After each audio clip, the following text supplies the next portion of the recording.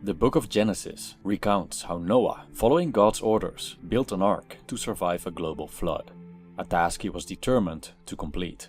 But people met him with ridicule when carrying out his task, as they found it hard to believe such an event could happen. Their response wasn't surprising, as corruption and moral degradation reigned supreme in Noah's environment. But despite the ridicule, he continued carrying out his divine task, following the instructions as provided by God. When the flood came, Noah finished the ark and managed to save all the species aboard. This story shows how ignoring the widespread disbelief and mockery aimed at him allowed Noah to complete his mission. The idea of ignoring people has a negative connotation. We may think about purposefully ignoring someone out of a sense of superiority or not replying to text messages as a form of manipulation. We generally see the act of ignoring people as rude. But is everyone entitled to our attention? Does that mean we are obligated to respond just because someone wants to communicate with us? Sometimes, by ignoring people, we do ourselves a great favor. Moreover, I would say that ignoring people from time to time is necessary to keep our sanity in a world that constantly tries to grasp our attention. This video explores the benefits of ignoring people.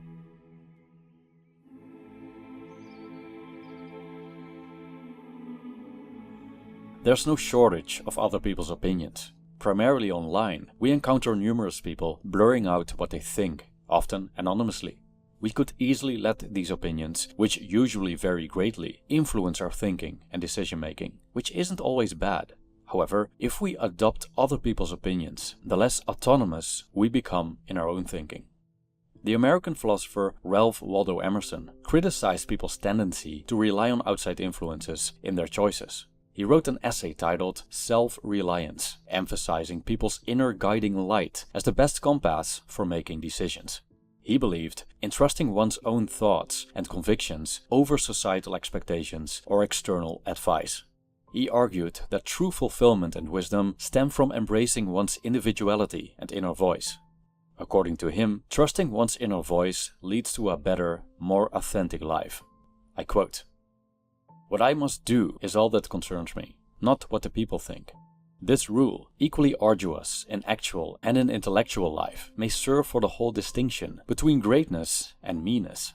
It is the harder because you will always find those who think they know what is your duty better than you know it." End quote.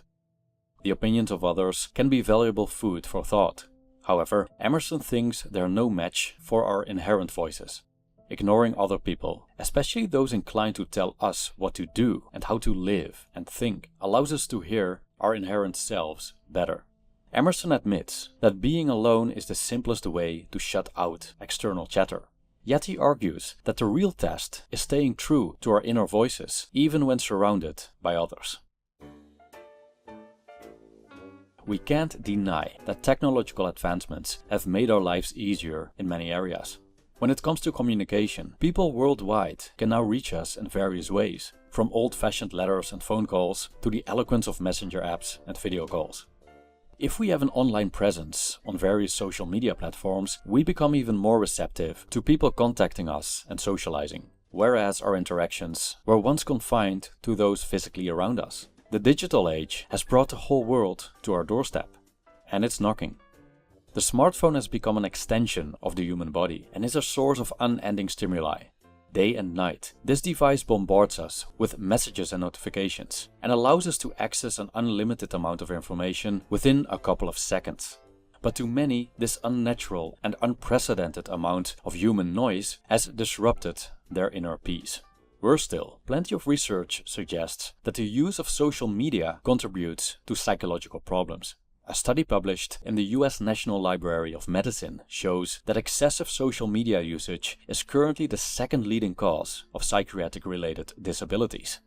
I quote, "The use of social networks is strongly correlated with the development of anxiety and other psychological problems such as depression, insomnia, stress, decreased subjective happiness, and a sense of mental deprivation." End quote.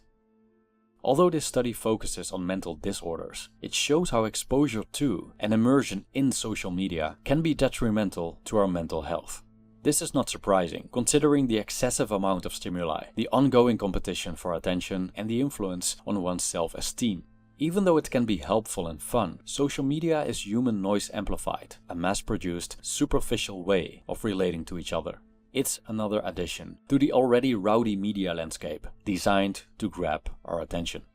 Ignoring all this chatter by switching off our smartphones and televisions can help us regain our inner peace. Imagine the dramatic reduction in stimuli and the silence as we've muted the thousands of voices that usually yell at us. We could go from being controlled by technology to being like calm Taoist sages, sitting quietly by a river. As a content creator, I've encountered countless people who insult me and offer non-constructive criticism, mainly intended to discourage me. I admit it was overwhelming at first, but as time passed, I got used to it, learned to ignore the trolls, and accepted that wherever you're visible, people will be trying to take you down. We're affected by insults and negative opinions because we care what people think of us. This concern with the opinions of others, our estimation in their eyes, and our reputation seems to be both natural and learned behavior. The predicament of this desire to be liked, preferably by everyone, is that despite this desire, we have no control over who will and will not like us. Haters will hate. There's nothing we can do about it. We can get angry at them, argue, or try to change them, but we can also ignore them. Ignoring people is often the wisest course of action, as it takes the least energy, costs minimal attention, and we don't risk being pulled into an exhausting argument leading to nowhere. After all, most trolls and haters don't intend to change. They just want to stir the pot. Stoic philosopher Epictetus uses an interesting analogy that could help us become more resilient to people's toxicity. Imagine going to an ancient Roman bathhouse. In such a place, some people tend to splash water, act rudely, and use abusive language. If we go there with the mindset that it's in the nature of this place to encounter such people, and that our goal is to keep our heads cool when visiting that place, we'll conclude that we won't attain this goal if we let ourselves be bothered by them. Having an online presence, like a YouTube channel, naturally exposes you to trolling and criticism.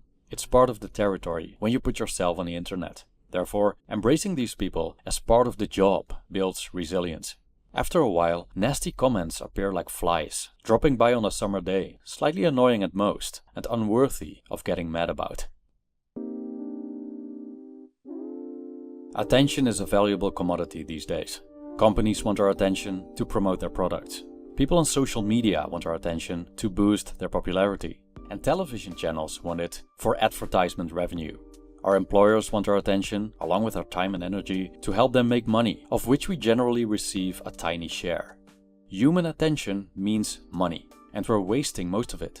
We're giving it away to silly TV shows, pointless conversations leading nowhere, looking at people on Instagram we don't even like, and feeling depressed because their lives appear way more successful than ours. The more we give away our attention to others, the less of it we can spend on things that truly matter to us. What about our dreams and ambitions? What about our creative pursuits? These things require dedication. They need us to isolate ourselves from people, at least for a while, so that we can give them our undivided attention. When building up this channel in 2019, I shut myself off from people, online and offline, most of the day. I didn't want anyone to interfere with my work, as every interaction would affect my focus. Also, I refused to listen to the skeptics, even though their doubt probably came from a good place. So, during bouts of isolation, from human distraction and opinion, I was able to create something I would consider successful. But I'm not the only one who harnessed the power of ignoring people to boost one's creative pursuits. History is filled with individuals like J.K. Rowling, who secluded herself in cafes to write the Harry Potter series, and Nikola Tesla, who worked in isolation to invent and discover groundbreaking technologies. And let's not forget Noah, who ignored the skeptics and finished his godly task. As I mentioned, social media is generally a superficial way of relating to others.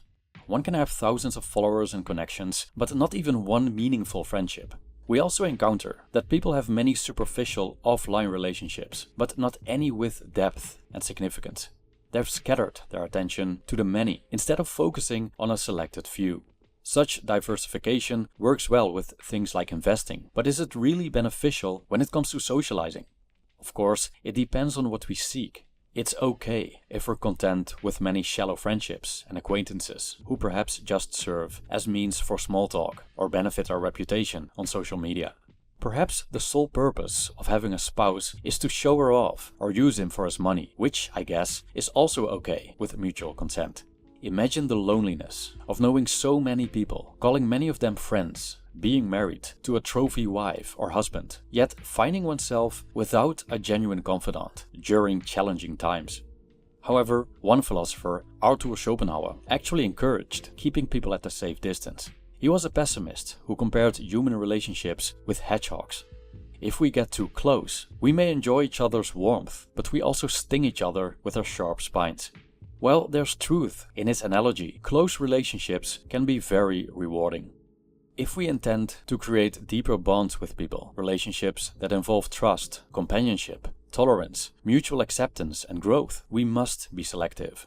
Building meaningful bonds is nearly impossible if we want to befriend everyone. We wouldn't have enough time and attention to pour into these close relationships. So what's the solution? Ignoring people. Ignoring the many allows us to come close to the few.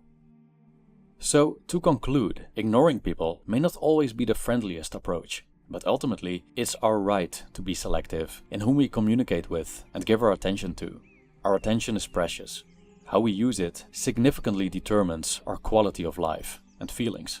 Therefore, let's not hesitate to turn off our phones, leave emails and texts unanswered for a while, ignore the lure of social media influencers and, in essence, choose not to give our attention to everyone asking for it. After all, you know what they say.